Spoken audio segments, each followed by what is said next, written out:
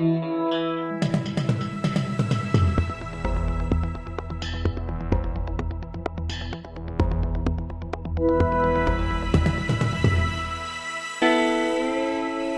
back to the Betoota Advocate Radio Show. Another big guest. We're keeping this going, actually. We've been building momentum this year. We had New South Wales Premier Christopher Minns in the other day. We had Australian sex icon and actor heartthrob Angus Sampson. We had Willie Mason. We had Justin Horro. We've had a whole range of people. Yeah, we haven't had the sex icon Premier from South Australia, down from Adelaide, Malinauskas yet, but maybe we'll get him. Been casting a wide net, I always say that, and we always want to talk to everyone.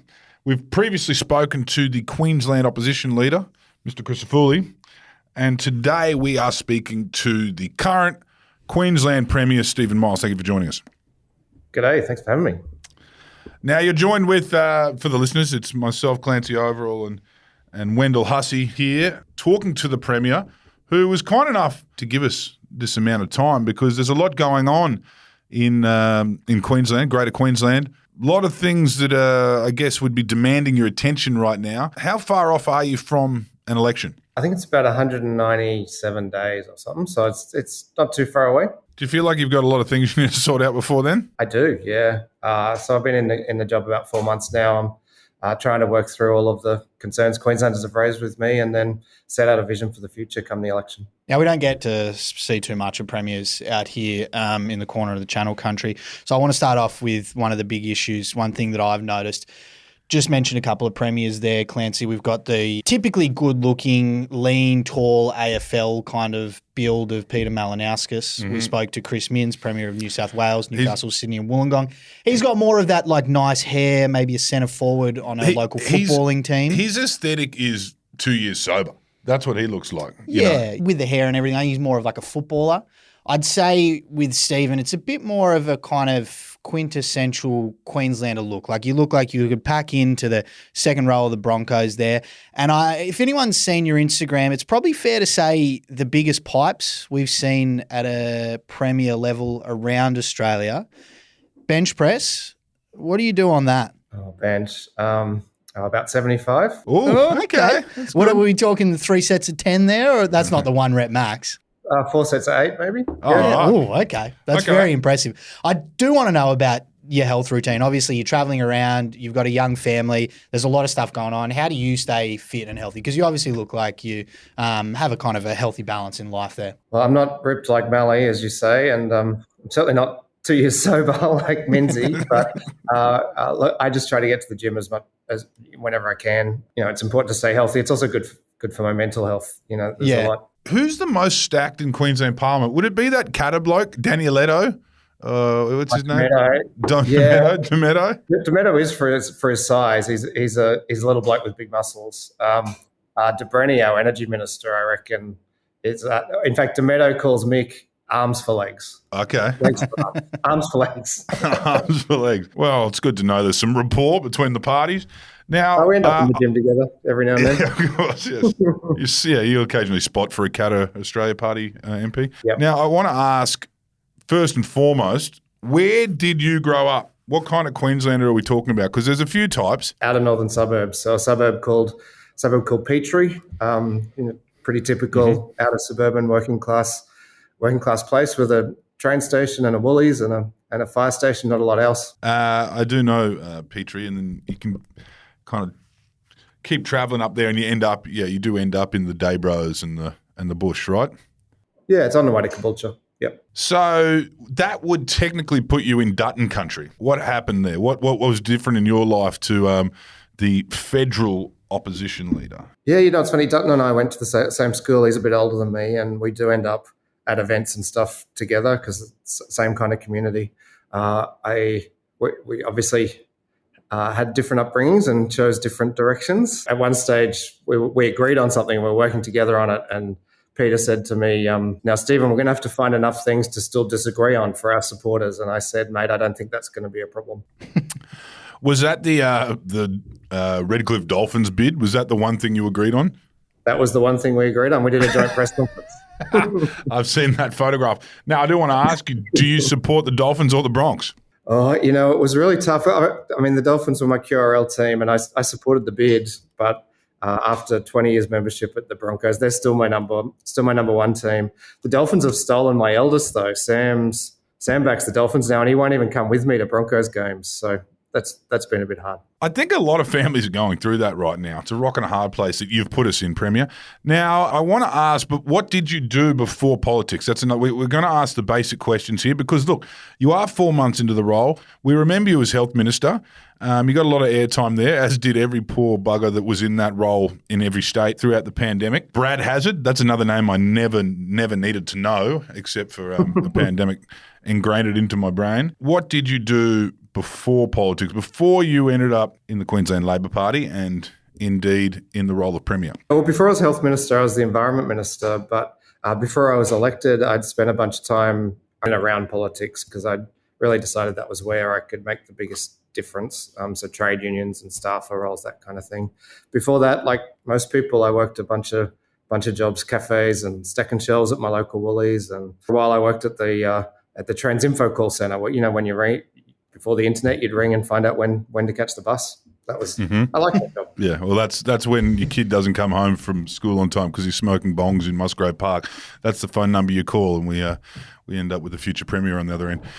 What sort of a family did you grow up in, Stephen? Do you come from a working class family or trade union family? Is that that's what I was going to ask? Is that in the blood? Yeah, they weren't particularly political, but they were union members. My dad was a fitter at the Golden Circle Cannery, and he worked there for 33 years after leaving school at 14. Mum was a public servant. She worked at Workplace Health and Safety. So, pretty working class upbringing. My younger sister, Kate, I was the first to go to university. She was the second. So my parents really worked really hard to try to get opportunities for us. And I reckon that's part of the story of Australia, isn't it? Generations absolutely. working hard for their kids. Finding your way into politics after school there, you mentioned you and your sister were the first to go to university in the family. Queensland's a lot more egalitarian than places like Sydney and Melbourne where it's a pretty shut club and you've got to be part of it if you want to move up the ranks. How did you find it as a kid from a working class family up in the suburbs, moving down and trying to get into those inner circles of politics in Brisbane? It certainly took some time, and Petrie might not be that far away, but it is the commute to UQ was an hour and a half on a train to either the city or Toowong, or a bus, and then a bus out to St Lucia. So that distance, did make it harder. But I think that gave me a real passion for the kinds of people growing up in the kinds of places I was growing up, and that's what drew me to Labor and drew me to politics, really. Now, we speak to all Queensland politicians about, obviously, one of the more defining eras in Queensland politics, which was the Sir Joh Bjelke-Petersen government. We released a documentary last year, The Betoota Advocate, on the fine cotton affair, which obviously high-profile members of the Sir Joh government and the Queensland Police Force at the time were involved in that great bin fire. I would like to know, and I know you've got to be careful here because half of Queensland still really gets quite excited hearing the term Sir Joh, but what did your old man think of that era of Queensland politics as, you said, a union member, fitter and turner, probably not that close to building a skyscraper on the Gold Coast and probably didn't have 100,000 acres. Did he feel very represented? And please tell us some of the kind things he might have said about the Premier. We were certainly not fans of Sir Joh in our house. And, the Fitzgerald inquiry, I think I was in grade 6. So it was really formative in, I learned about politics from watching the TV news, reading the afternoon telly Dad would bring home. They were pretty damning times on where Queensland had got to. And then I just remember the elation of Wayne Goss winning and taking over and just the pace of change that he brought. I found that pretty inspiring. I want to talk to you about factions within Labor. This is for the listener. This isn't necessarily for us, but it changes in every state, and a lot of people don't understand it. You know what I mean? The Libs tend to get out of talking about factions because they say, we've got a broad church and yada, yada, yada. You're allowed to be a conspiracist. You're allowed to be a Pentecostal. You're allowed to be, a woman even. But rarely, but yes. Yeah. In the Labor Party, you very much do have this thing going on. And I'd like you to not only explain where you would arguably sit, but also what are the factions? That's a great question. You're right. The factions are more institutionalised in Labor, although they exist in most organisations, I guess. We have 3 factions here in Queensland. Labor, I'm a member of the Left. It's a bit like it's a big family, right? We don't always agree on everything, but when it comes to outwardly facing things, you're all united and on the same team. And I certainly find, I've got good friends that can have an argument. In fact, we do, but at the end of the day, they're all good people with good values, and we're on the same team. What sort of arguments separate the left and the right factions, and what's the third one? We have a third faction in Queensland called Labor Unity, which is the third. It's a smaller grouping. Just wants everyone to get along. Is that what it is? It's best I don't comment. Yeah. But so what? Okay, how would you? My friends, okay. So what are some of the things where the factions would differ? Oftentimes, it's not on the substance; it's on things like timing. How much you can get done, how quickly. We've done a lot in this government that historically have been considered very progressive, and we've done them in a very deliberate way. But things like abortion law reform has been decades coming, voluntary assisted dying, decades coming, and environmental protections that kicked off as Environment Minister, and we've been able to deliver. And it's not really, mostly they've been agreed with across the factions, but maybe the left has tended to agitate for more of it to happen more quickly. And I think that's a healthy tension to have within the party. When you were at university, Stephen, you did a PhD that was titled Trade Union Renewal in Australia, Rebuilding Worker Involvement. What did you see were the main issues with the falling numbers in unions, and what do you think needs to be done to bring those levels back up again? Well, I certainly wish my thesis had answered all of those questions and fixed all of those problems. It didn't. But what I think it pointed to was, while unions will often blame external and structural factors for what's happened there, casualisation of work, the breakdown of employer sizes, and all of those things are factors. There is plenty of evidence of places where unions have been able to stay strong and continue to grow. And so my main argument was that unions, through their strategy and leadership and what they do and how they do it, are masters of their own destiny in some ways, could do more to attract more workers to them. So, yeah, you hear stats quite often where, the average union member in Australia would be a 37-year-old woman that sits behind a desk. Or as a nurse. Or a nurse, yeah. or a teacher. Yeah. Or a nurse, or someone holding a clipboard under fluoro lights, as opposed to, the big burly blokes that you see marching on Labor Day. When it comes to, the union presence or the trade union movement, who are you dealing with the most? Well, the public sector unions I see probably the most, including, the nurses, the police union, the teachers union. But, there's the retail sector is still highly unionised here in Queensland. I think that's a good example of where unions can continue to prosper in the modern economy. On the subject of unions, Stephen, I wanted to ask about this recent deal that has been made with the Best Practice Industry Conditions Agreement, which basically deals with construction workers on government sites. Talk us through that one and why you thought that was important. So what we've done there is, when companies tender for our big projects, so this is more than $100 million, we don't want the key difference between the tenders to be how little they're paying their workers. So what we did was we got the best practice EBAs from the big master contractors, and we said that we wanted everyone bidding for those big jobs to have at least that standard, so that they're not competing on who has the lowest EBA rates. And then we added in a bunch of policy matters that are priorities for us, like getting more apprentices trained, getting facilities for women, so female toilets, First Nations employment, that kind of thing. And that's really what our big picks are about. They're about making sure that government jobs are at the best practice standard. I don't think that's unreasonable. I understand that you want, best practice on government jobs, and you want the best employees coming through, and you want to get apprentices coming through as well. But in terms of making sure that companies aren't trying to beat each other on the price for what they're paying employees in tenders, is that about ensuring quality, or what is the main purpose of that? Well, quality, safety, but also decent wages. The workers that work on our sites, we want them to be well paid, to be able to afford to take care of their families, and that's something that I believe in. Then when it comes to things like teachers and nurses, I know health agreements in Queensland are also a lot better than places like New South Wales and Victoria. But when we look at construction sites, government construction sites, where blokes are getting $44 an hour as a fourth-year apprentice and some nurses might be getting 50 or less, how do you value construction work at such a higher rate than things like teaching and nursing? And why is it important to be getting these blokes a pay rise and more picnic days and better conditions when it isn't the case for teachers and nurses? Yeah, you're right. We do try to pay our teachers and nurses and AMBOs more than other states. We'll keep doing that. It's not always possible to just compare the hourly rate in construction with the hourly rate in a hospital. You know, our health workers have ongoing contracts of employment, where construction workers are much more transient. They don't necessarily know where they're going, whether they've got security of employment, job to job.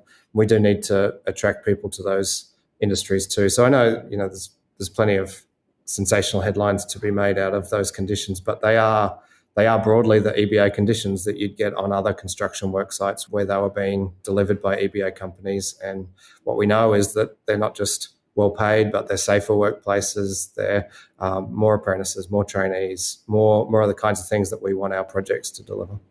I want to ask, how did you come to be the successor of Anastasia Palaszczuk? Look, we spoke about Sir Joe earlier, and I don't want to draw too many parallels, but she almost reached dictator status. And I say that as a compliment, but, it's not often that a Labor Premier could be flipping seats, some of those seats up the coast, in retirement Liberal voting boomer towns just flipped during the pandemic. There's a power vacuum. It's similar to Wayne Bennett leaving the Rabbitohs now, you know what I mean? They've got to organise for Mal Meninga to come down to fill that power vacuum, or else the players are going to run rampant.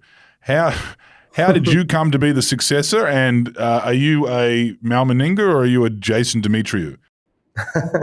Well, Wayne's doing a great job at Redcliffe, so we're certainly grateful he left the Rabbitohs. Like most things, there's a long story and a short story. I was health minister when COVID came, and I think that put me at the centre of a lot of government decision making that I might not have otherwise been, certainly that I wasn't when I was the environment minister. And then when the deputy position became available, I'd already been seen as the Premier's kind of right-hand person because we'd done all that COVID work together. So that made sense. Turns out I wasn't as obvious a successor as I thought I was, though. There was a bit of a few other people who thought that they might be too. But in the end, I got here, and it's my job to prove to voters over the next 6 months that we're a new government and I'm the right leader.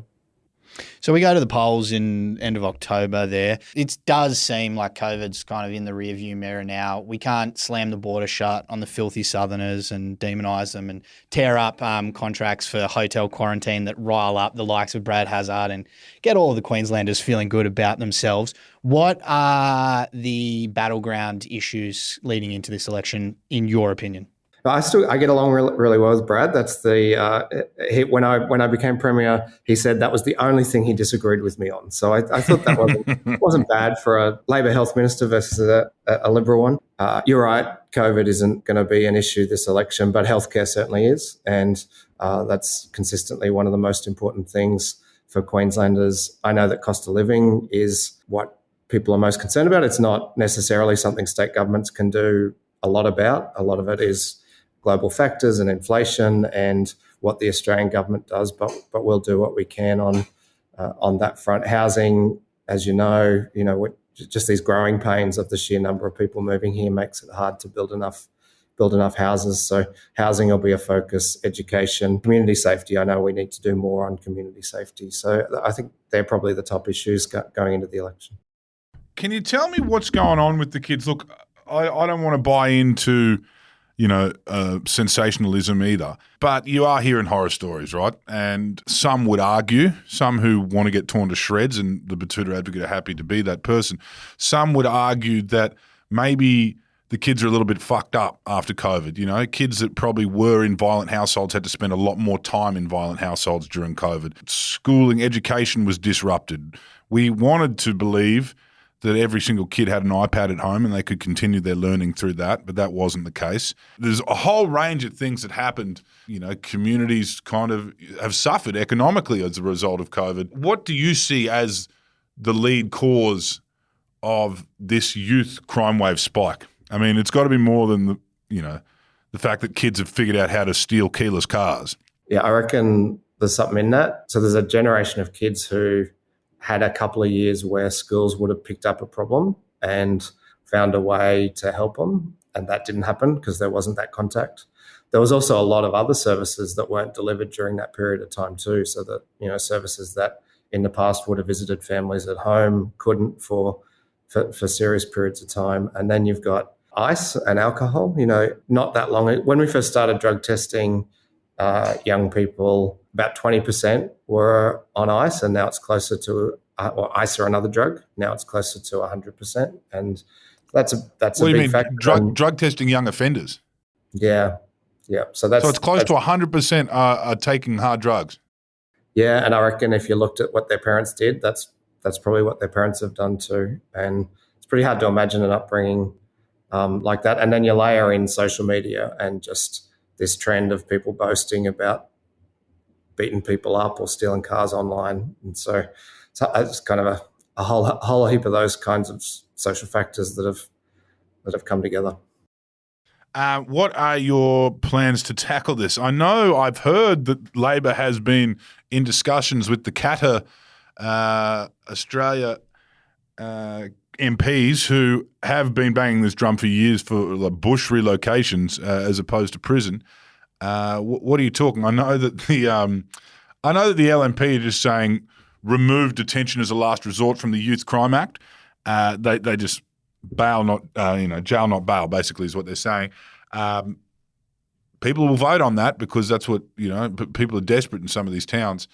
What have Labor got in store to perhaps massage out some of these extreme social issues you've just mentioned?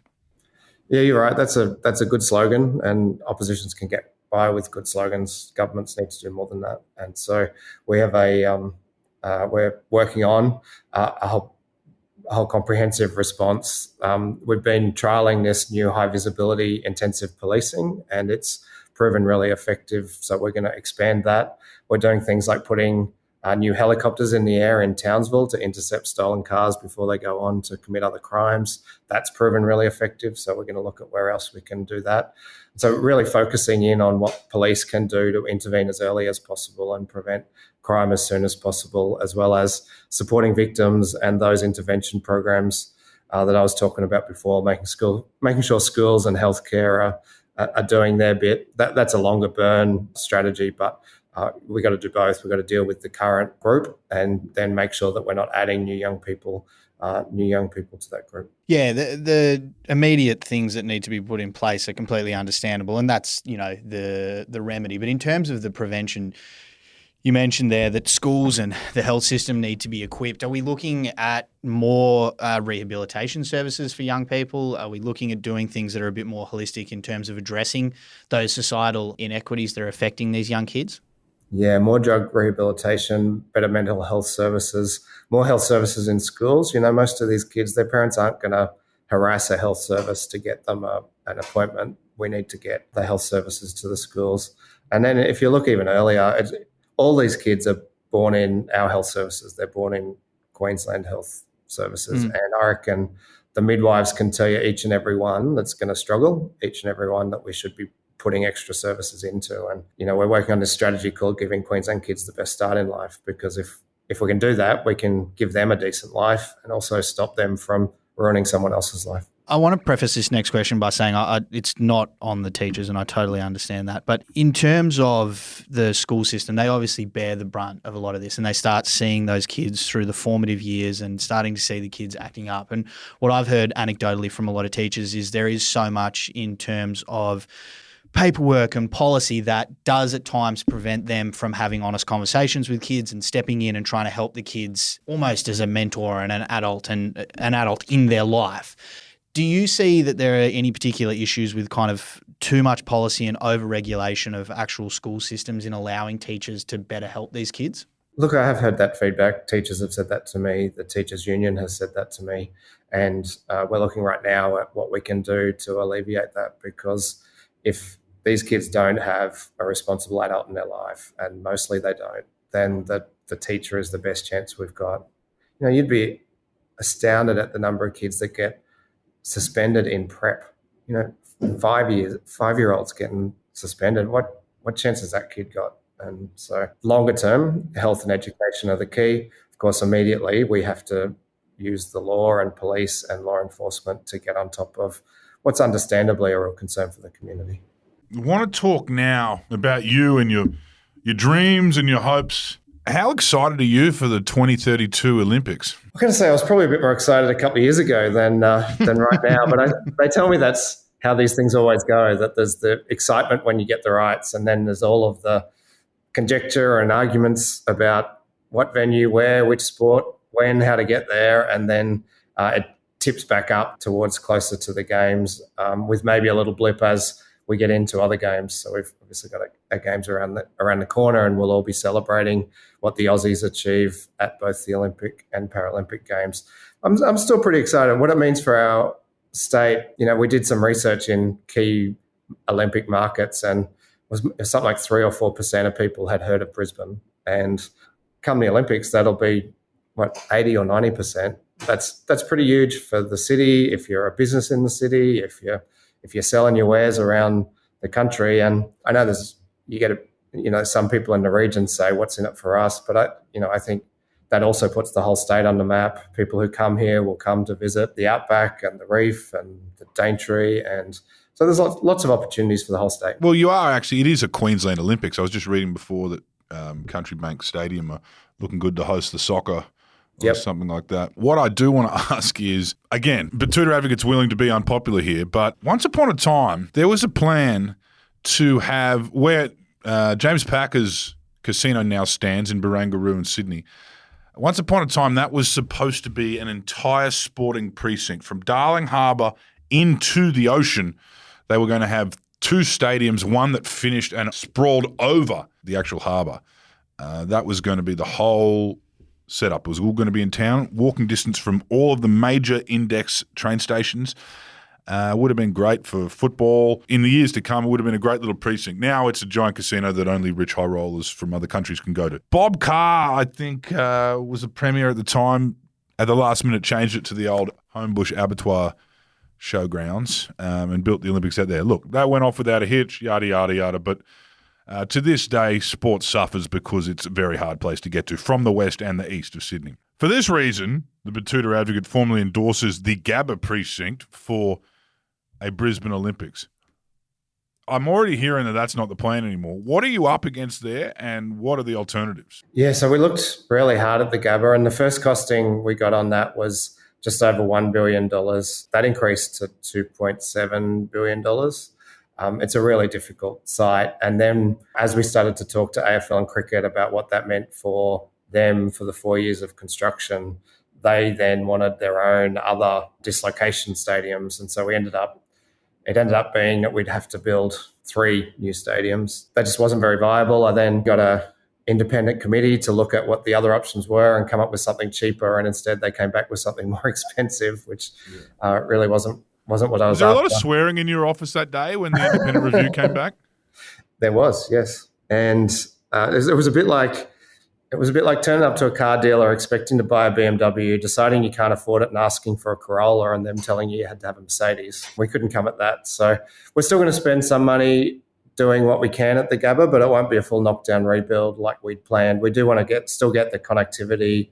We're building the big new transport interchange there with Cross River Rail and the Metro. We want to still deliver that connectivity. It'll still only be about 35,000 seats, which won't be what the AFL and cricket wanted into the future, but we'll still do most rounds of the AFL. And in terms of the the precincts, I reckon we'll end up with Suncorp Stadium, Roma Street with the new arena, the urban renewal we'll see at Kurilpa, then through South Bank, which is still a fantastic place but is getting added to with things like Fish Lane. We want to connect that all the way around to the Gabba and what we'll see there. And we have our own giant casino coming online soon too, just across that pedestrian bridge at Neville Bonner there. So with that Gabba stuff, is that upgrading facilities, making it accessible, doing that sort of stuff? Because I think a lot of people agree that the Gabba does need some work done to it. It's no longer a modern day stadium. Yeah, it's awful to get in and out of, and it's bloody hard to get out of and home to Mango Hill, I can tell you. But that'll get a lot easier when the train station's there, and then if we get the right pedestrian links, we've still got to do some work to get disabled access. That's probably going to be the hardest thing, but the rest of the place can get a refresh. We'll have probably $500 million available to upgrade it. And people who say that it one day needs to be knocked down and rebuilt, as far as I can tell, they never knocked the MCG down and rebuilt it. They just kept upgrading it. I mean, Brisbane is lucky as it stands that all their major stadiums are in town, from Suncorp to the Gabba. Yeah, you're right. Which sucks. It truly does. Especially when Luke Coombs and the Matildas are playing on the same night and the trains go down. I want to ask, now we've spoken about Brisbane, enough of that, about the regions. Traditionally, there's been two great earners in Queensland. Once upon a time, it was wool. That's probably not the case anymore, but agriculture still thrives. And, you have a decentralised population voter base that you have to deal with. Hence why you're probably getting so much curry about the Olympics because, majority of Queensland don't live in Brisbane. Mining and resources have also been, historically a great employer. Only recently has it been a good job, a high-paying job, but it's always been there. What else is happening in the regions to keep young people employed? So something that kids can look to in their own community upon leaving school that isn't in the resources sector. I know the resources sector still has a big presence and still thrives in Queensland, but that won't last forever. And either laws will change globally. There'll be pressure put on Queensland to change the way things are going. We even saw it federally last election. 3 Green seats in Brisbane. And all the Teals coming through. Like obviously, there's a political movement to transition to something. I don't think renewables, though, can employ as many people as the traditional fossil fuel sector. So what is there for the kids? Well, first of all, resources will obviously continue. You're right, there'll be a decline in thermal coal. 80% of Queensland's coal is coking coal for metal production, though, so that'll still continue for a period of time. But the critical minerals will take over a lot of that. We have incredible mineral deposits that the world's going to need. So we're going to pursue that as well as. And where are you seeing those deposits? Mostly in the northwest, so north and west of Mount Isa, places like Julia Creek. Yep. So we'll definitely develop that. You're right. There's not heaps of jobs in renewables, but there's a lot of jobs in the industries that can use those renewables. And so, our task right now is to deliver green energy to those big energy intensive users, like think the Boyne smelter. If we can get them onto renewables, then they'll have a long future. If we can't, then they'll be closed down by global markets. So that's really where our focus is on getting stored renewable energy for those heavy industries so that they can continue to be the big powerhouse employers of places like Gladstone and Rocky, Mackay, Townsville. What are some of the ideas that you've brought personally to your job? Not necessarily on this, this regional transition or not necessarily on the Olympics. As far as I know, you probably didn't even want the Olympics to begin with, but we won't go into that. I'm just saying every great leader has their own personal mission. And you'll see it in some. There was certainly that in Labor prime ministers of years gone by. You look at someone like George Bush. He was very much worried about viruses and the threat of viruses, and he, America would have been in a lot of worse state during the pandemic if it wasn't for things that he'd personally advocated for. What is it that you bring with you as leader that's different? You're part of a party. It's not really a broad church. There's 3 factions. You argue over things. You all vote on the same shit. What is it that is individual about you, and what is something you actually care about as a person, as opposed to reforming Labor leader? For me, it is that energy transition. That's it? That's your thing? It is. Queensland's a really energy-intensive state, and if we can get renewables to those jobs, then we can protect the jobs. I talked about growing up in Petrie and Dad working at a cannery. I wouldn't have gone to university if my dad didn't have a good, secure industrial job. And that's what I, aspire to for Queenslanders. And that's what will let them give their kids a better opportunity. And in the current world, that means getting renewable energy to their factory, to their processing plant, to their smelter, because that'll secure their jobs and attract other industries here too. I know both parties often play a fairly straight bat to this, but I thought I'd ask anyway, and I'm curious to get your thoughts on it. Recent council elections in Brisbane saw a huge spike in votes for the Greens. The federal election passed, saw 3 seats for the Greens. The Greens are doing quite well, obviously, around the country, but they're also doing particularly well in Queensland, which is what a lot of people down south who like to turn their nose up at Queenslanders can't wrap their head around. The fact that Queenslanders, take issues as they come and they have different positions on things and they can't just all be put into one box. They also have the inherent urge to vote the exact opposite way as the rest of the country as well. So, but the Greens are coming, and the Labor vote, primary vote, seems to be falling away progressively. At a certain point, it feels like there has to be a conversation between the Labor Party and the Greens about how to move forward together. Down in Tasmania, we just saw the Labor Party say, we couldn't be fucked. We're not going to bother with the Greens. We don't actually have any interest in forming government. If it's with the Greens, you can just have it. Liberals, do what you want. Where do you see long term, and how do you feel about Labor working more closely with the Greens rather than just shutting off from each other and basically drawing lines in the sand and fighting over it?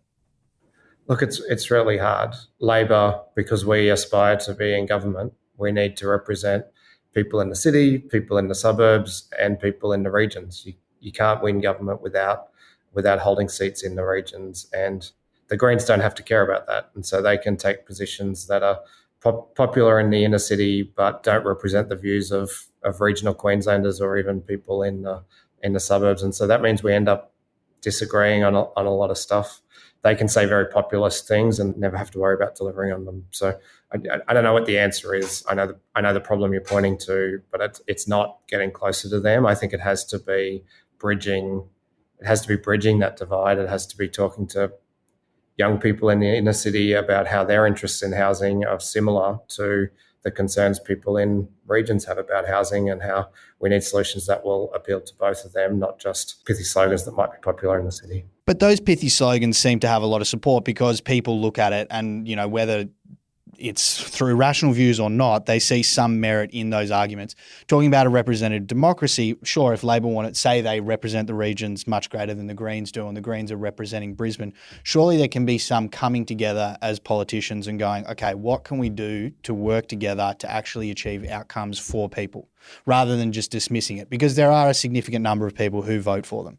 I'd probably argue that they dismiss that too. I mean, they rely as much on brand differentiation from us. If you look at the way they've paired up, sided with the Liberals on Albo's housing bill, for example, they're politicians at the end of the day. They run a political party at the end of the day, and they're going to do what's in their best interests. And that's very rarely working with us to get better outcomes. Once upon a time, people forget this, before the LNP became one and those, agrarian socialists from the land hopped into bed with those Reaganists from the city. Once upon a time, you walk into the Sir Joe's cabinet and say, hey, we're going to form a coalition with the Liberals. You'd just get laughed out as a soft cock. The Queensland Greens are clearly more palatable to the general population than that Bant-style Melbourne blue hair type. Where have they come from, and are there roots in Labor in this current, Greenslander archetype,